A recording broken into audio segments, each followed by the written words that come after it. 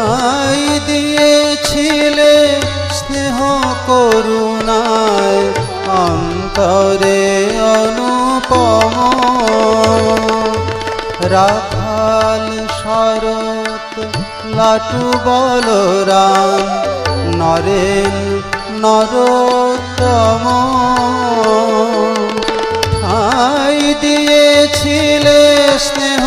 করুণায় অন্তরে অনুপম তারি এক ধারে ঠাঁই দিও মোরে দিও না কো দূরে ঠেলে তারি এক ধারে ঠাঁই দিও মোরে দিও না কো দূরে ঠেলে দূর করো